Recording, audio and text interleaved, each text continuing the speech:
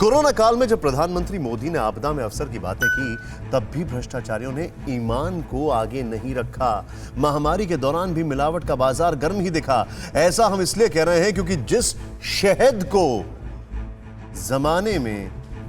जमाने से immunity booster कहा जाता है और जिसकी कोरोना काल में बिक्री ज्यादा बढ़ गई, उसी शहद की जांच की गई तो पता चला कि उसमें चीनी मिली हुई है। बड़ी से बड़ी कंपनियों के शहद टेस्ट में फेल हो गए थे।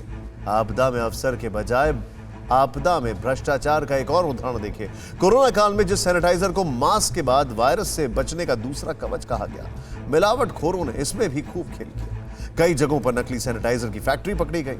अभी हाल ही का उदाहरण लीजिए तो दिल्ली के करीब गाजियाबाद में शमशान घाट का लेंटर गिरने से 25 लोगों की मौत हो गई। बताया जाता है कि लेंटर सिर्फ 2 महीने पहले ही बनकर तैयार हुआ था, लेकिन सीमेंट बालू में भ्रष्टाचार की मिलावट ने 25 लोगों की जान ले ली।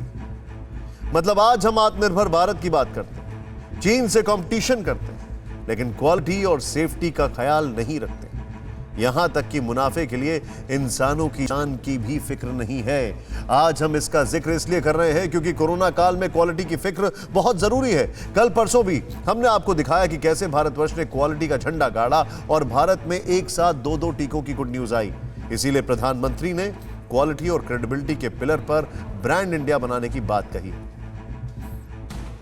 हमें दुनिया को केवल भारतीय उत्पादों से भरना नहीं है, ढेर नहीं खड़े कर रहे हैं। हमें भारतीय उत्पादों को खरीदने वाले हर एक कस्टमर का दिल भी जीतना है और दुनिया के हर कोने में दिल जीतना है। मेड इन इंडिया की न केवल ग्लोबल डिमांड हो बल्कि ग्लोबल एक्सेप्टेंस भी हो, ये हमें सुनिश्चित करना है। हमें ब्रांड इंडिया को क्वालिटी, क्रेडिबिलिटी के मजबूत स्तंभों पर और मजबूत बनाना है। सुना आपने, प्रधानमंत्री गुणवत्ता वाले प्रोडक्ट्स बनाकर दुनिया का दिल जीतना चाहते हैं, लेकिन ऐसा लगता है कि बड़े रोड़े हैं इस राह में, क्योंकि क्वालिटी से कॉम्प्रोमाइज करके मुनाफाखोरी करना हमारे समाज के कुछ लोगों की सोच बन चुकी है और यह भी एक महामारी तो है। वर्ल्ड हेल्थ ऑर्गेनाइजेशन के मुताबिक मिलावटी और घटिया खाने की वजह से दुनिया में हर साल करीब 60 करोड़ लोग बीमार पड़ते हैं।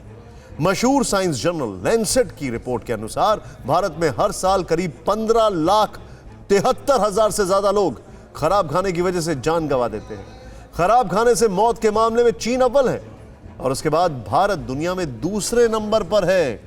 देश में खाने पीने की चीजों में मिलावट साल दर साल बढ़ती जा रही है, जिसकी तस्दीक ये आंकड़े करते हैं FSSAI यानी food safety and standard authority of India. खाने पीने की चीजों में मिलावट का पता लगाने के लिए देश भर में हर साल जितने सैंपल लेती है, उसमें लैब रिजल्ट में फेल होने वाले सैंपल की संख्या हर साल तेजी से बढ़ती जा रही है।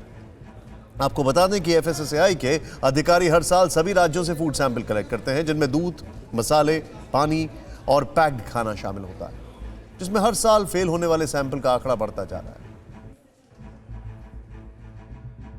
हम बात कर रहे हैं क्वालिटी की, जो वैक्सीन से लेकर पानी तक हर जगह जरूरी है। अगर हेल्थ सेक्टर का जिक्र करें तो central drug standard control organisation ने वर्ष 2018 में पाया कि भारत में सभी जेनेरिक दवाओं में से 4.5% की गुणवत्ता ठीक ही नहीं थी।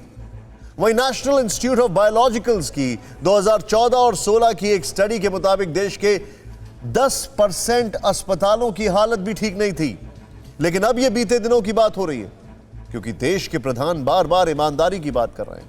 दावा कर रहे हैं कि पहले जो रुपया दिल्ली से चलकर जरूरतमंदों तक घिस घिस कर पहुंचता था, अब वो सही नियत के साथ जरूरतमंदों को मिल रहा है। और जब प्रधानमंत्री आत्मनिर्भर भारत की बात करते हैं तो क्वांटिटी के साथ क्वालिटी को भी महत्वपूर्ण बताते हैं। दुनिया में हमारे प्रोडक्ट्स कहां स्टैंड कर रहे हैं, हमें क्या सुधार की जरूरत है।